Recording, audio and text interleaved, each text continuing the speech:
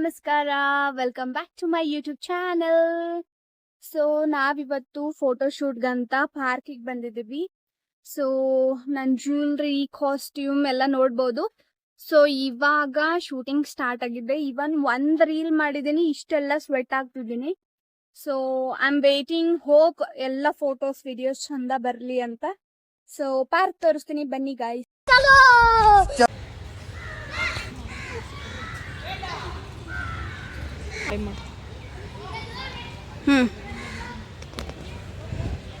Hi.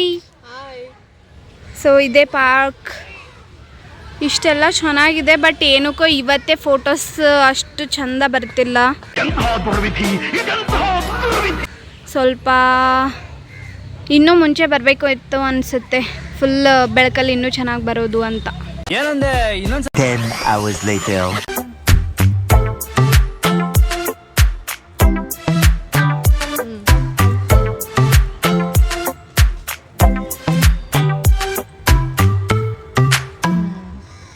ನಾವು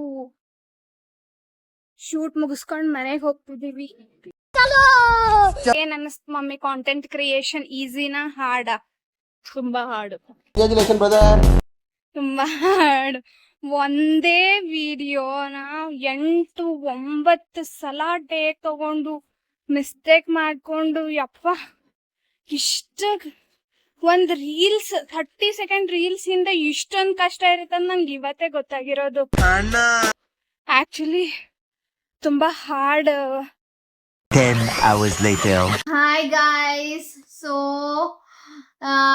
ಪಾರ್ಕಿಗೆ ಹೋಗ್ಬಿಟ್ಟು video ಮಾಡಿ ಶೂಟ್ ಮಾಡಿ ಸಾಕಾಗ್ ಹೋಯ್ತು. ಇವಾಗ ನನ್ ಕಾಸ್ಟ್ಯೂಮ್ ಎಲ್ಲ ಚೇಂಜ್ ಮಾಡಿದೆ, ಜ್ಯುವೆಲ್ರೀಸ್ ಎಲ್ಲ ತೆಗ್ದು ಬಿಕಾಸಿನಲ್ಲಿ. ಅಷ್ಟು ಇರಿಟೇಟ್. ಈ ಕಡೆ ಅಲ್ಲಿ ಬೆಳಕು ಚೆನ್ನಾಗಿಲ್ಲ, ಮತ್ತ ವಿಡಿಯೋಸ್ ನಂಗೆ ಯಾವ ಆಂಗಲ್ ನಿಂದ ತಗೋಬೇಕು ಮೈಂಡ್ ಅಲ್ಲಿ ತುಂಬಾ ಓಡ್ತಿದೆ, ಹಿಂಗ್ ಮಾಡೋಣ ಹಂಗ್ ಮಾಡೋಣ ಅಂತ. ಮತ್ತೆ ಇಷ್ಟ ಕಷ್ಟಪಟ್ಟು ಮಾಡಿದ್ರು ಯಾರು ಸಬ್ಸ್ಕ್ರೈಬ್ ಮಾಡಲ್ಲ, ಕಮೆಂಟ್ ಹಾಕಲ್ಲ.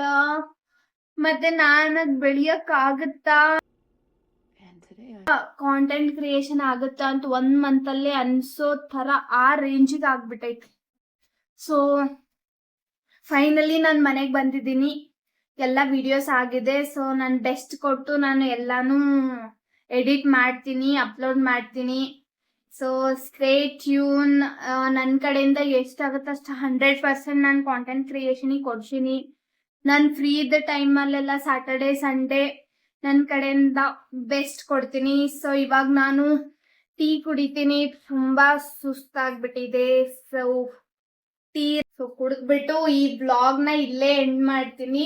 ಮತ್ತೆ ಮುಂದೆ ಇಂಟ್ರೆಸ್ಟಿಂಗ್ ವ್ಲಾಗ್ಸ್ ನೋಡಕ್ಕೆ ನನ್ನ ಚಾನೆಲ್ ನ ಲೈಕ್ ಮಾಡಿ, ಶೇರ್ ಮಾಡಿ, ಸಬ್ಸ್ಕ್ರೈಬ್ ಮಾಡಿ. So take care, bye. Thank you ದೋಸ್ತೋ.